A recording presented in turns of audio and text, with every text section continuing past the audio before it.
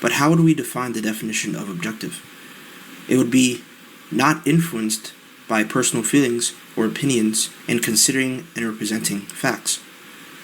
Another definition you might use for objective is obviously a goal. Therefore, truth in essence would be the factual state of one being at a certain time, or the factual state of a being in general. That objective goal set for us would be described as our purpose. So in the natural world, we exhibit things like trees, water, oxygen, etc. Things in the natural world, they have a natural objective that is set for them. Such as the tree, its purpose, or its objective, is to produce oxygen. Oxygen has the purpose to function as a source of power. Water, in the same way, might be used to replenish another thing. But all three of these things themselves provide order into the natural world. They all cooperate alongside each other to bring forth life into creation. So as human beings, what might be our objective? Since we exhibit the natural world as something which cooperates in order to bring forth continuous life into the outer world, we as subjective creatures exist in order to bring self-conscious life through the understanding of being into the world. Self-conscious life brings forth the ability for multiple things to understand the reality of their being, and being itself by the outward illumination of one's own attributes. The purpose of human feelings or opinions is to expand the understanding of one's own world in order to objectively define their own character and the whole world itself, with the cooperation of every man and the objects within the natural world. So in other words, the purpose or objective of a subjective being is to function in a state of communion. Because without the outer world, human beings cannot understand who they are in entirety, or if they even exist. And that is the purpose of other persons. Other persons may help us discover who we are as well through the continuous illumination of one's own personality, and a third person bearing record of the communion between the two, moving that love beyond the two. So, human beings are seen to provide some sort of relationship with the natural world, or with things around us in general, and we might define this as love. How might we as human beings apply this attribute? You see that we humans are the ones who bring forth concepts and definitions of each thing relating to their function. We exhibit things within the natural world to function for a reason, allowing the universe to be a place where rationale isn't irrational. Now, one of the biggest questions is, where do all these attributes come from? Understanding that nothing within the natural world is infinite. Who provided these objects with rationale and these subjects with rationale to understand the information? Who was the predecessor of humanity? Due to the impossibility of the contrary, it would be God. In the Orthodox Christian faith, we exhibit God to have objective attributes, whilst also having subjective attributes, where the objective attributes distinguish him in terms of functionality and supernatural character, whilst the subjective side, which also cooperates with the objective side, is seen where God operates in a manner of communion with not only the created world, but also himself, which by St. Demetrius Noniloi define God as the divine personal reality. It's also why God is objective. But religion may seem difficult and obscure. Of course it is, right? But only because the world becomes progressively difficult, especially because of the natural corruption of the created world and the continuous confusion of man in understanding its purpose. The Eastern Orthodox Church is the perfect place where no one will find it difficult, for it's where we're meant to be. Neither will we find it in obscurity, for it can be met in the lowest depths of one's own being. Humanity bears the image of God, giving us the title of macrocosm, with God being the life of it all. Purpose of life, to unite creation with God to the highest degree and eternally, which Christ fulfilled as the Messiah and God.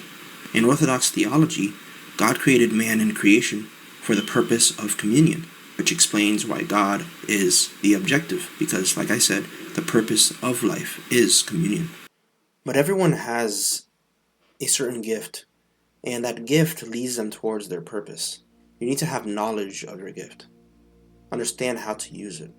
So knowledge, that's the first prerequisite for discovering your purpose. But knowledge is useless without wisdom. So you need wisdom.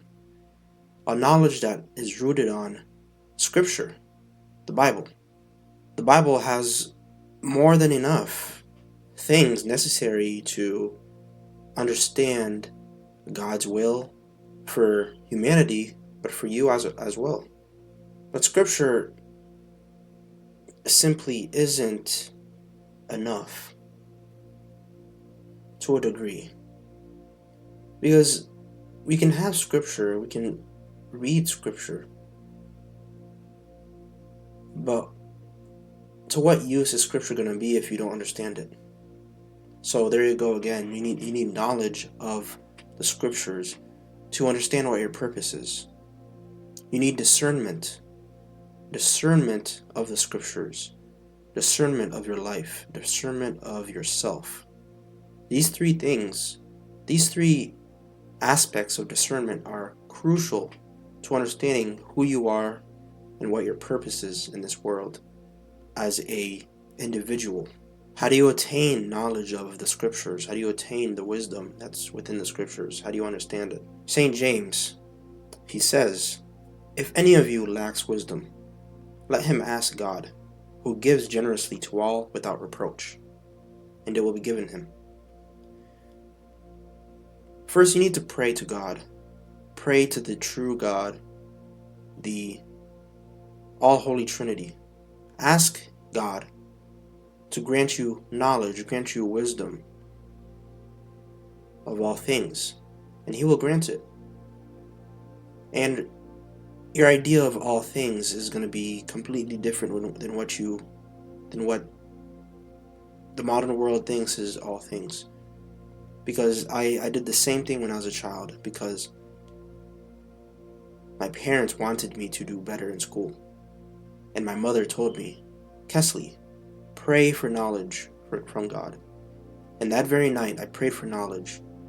But knowledge of the things of the world isn't what God gave me. God gave me knowledge of myself. God gave me knowledge of His truth. And He can do the same for you as well. Although I can't promise that it'll be the same way He did it to me. God has a different plan for every single human being. And none of those plans are completely identical. Because we all have different purposes. We all have a gift, a different gift that we can use to glorify God through our personhood. St. Paul wrote to the Romans, "Do not be conformed to this world, but be transformed by the renewal of your mind, that by testing you may discern what is the will of God, what is good and acceptable and perfect." The apostles are the ideal persons that you go to attain discernment, to attain wisdom of the Scriptures. Because the apostles, don't forget, they were Jews, they were Israelites, and they studied in the hands of the most intelligent Israelite teachers. They understood the will of God. They understood the purpose that they were being led to. So they have all that wisdom necessary to give to you. They didn't write epistles to certain churches for no reason. They wrote those epistles to give those churches certain things to discern the truth, to discern what's right for them in those churches. So discernment, right? Discernment is necessary to distinguish right from wrong, to distinguish good from evil. But how do you discern people? How do you discern things in the world? I have this Gymshark shirt on. Does that mean that I only care about the gym? That I only care about gym apparel? No, of course it doesn't. It means that it's one of my interests, but it's not the whole truth. It's one aspect of me. So how do you discern the truth of one's identity? The truth of one's identity isn't necessarily obtainable from outward appearance, right? As St. John says, St. John the Apostle, he says, "Do not judge by appearances, but judge with right judgment." So what is right judgment? It's pretty bland, isn't it? He says, do not judge appearances, so if it's not for appearances, which is what most people do judge by, what are we to judge by? We are to judge by a person's character. how that person behaves, how that person acts. What does that person decide in their lives? That's how we judge a person rightfully. That is judgment, just judgment.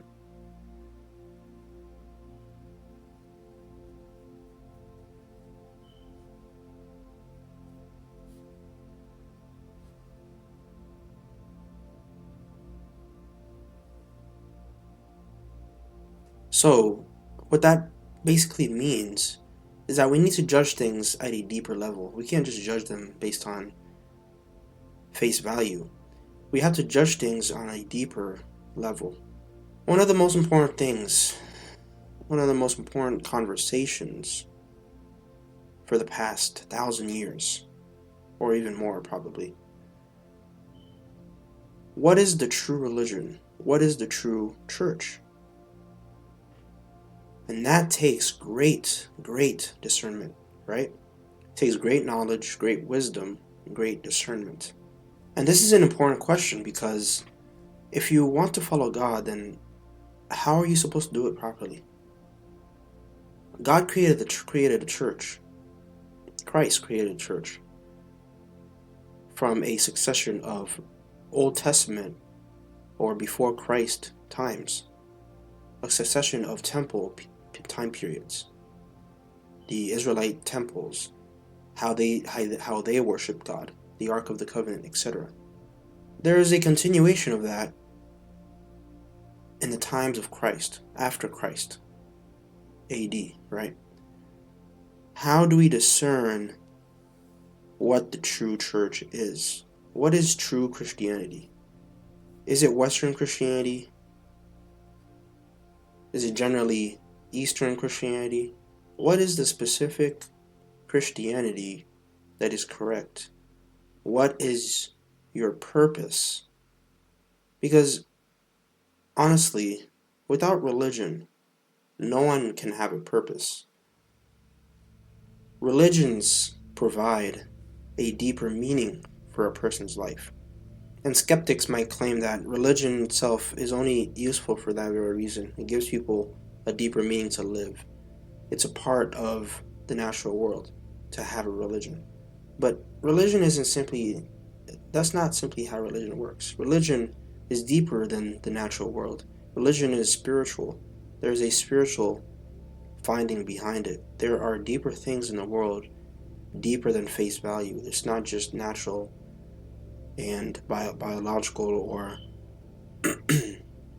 of the material universe. Things are deeper than this. There are laws of the universe. There are things that we can't see, but they obviously have an impact on everything in the world. Religion has had a great impact onto the world. Ever since the dawn of the human race, religion has had a great impact. The dawn of history. Religion has had a massive impact on how human beings operate and function.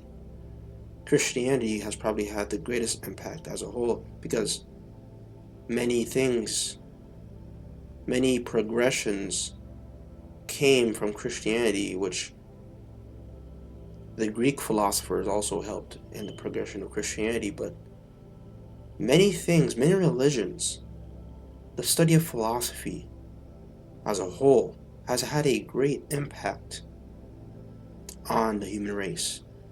Philosophy always leads to some sort of religion. Plato, Aristotle, Thales, they all had a religion. Even if it wasn't very popular, it was a religion. The pagans, they deified the things of the natural world because they perceived the things of the natural world to have power over them as people. But what is the true religion, right? We might judge that from what is the most consistent religion ever. That's probably Christianity. Christianity has lived for more than 2,000 years at this point and has had such a great impact onto the world. Jesus is historically known to have existed. There are scriptural or early scroll testimonies to what Christ did. That's how the Bible came to be, right? There are, a kingdom, the Byzantine Empire, the longest reigning empire ever, a Christian, Orthodox Christian empire, had the greatest impact onto the world in terms of reigning the longest as an empire. Or one of the longest, probably. Maybe not the longest, but it was definitely in the top 3 longest empires that have ever reigned. It's the most consistent religion. The Eastern Orthodox Church has never changed in terms of practice. Unlike the Catholic Church with their Vatican II and stuff, the Protestants continuously evolving as a denomination, each thousands of denominations, probably 40,000 plus denominations in the Protestant Church. Orthodoxy has remained constant from the dawn of its birth in the day of Pentecost. Scripture leads you towards the right church. Scripture shows us there is a church, and this is how the church was born. This is how it was ordered. It has bishops, it has priests, it has monks, it has prophecies, prophets, etc. Why is religion so important when it comes to finding our purpose as human beings? Well, like I was saying, God brings purpose to human beings. Subjective beings like us can't bring forth an objective purpose within ourselves. We need to have a deeper thing that we have a relationship with that has an impact on our lives. And that would be God, right? God gives us this objective purpose according to our gifts in Him.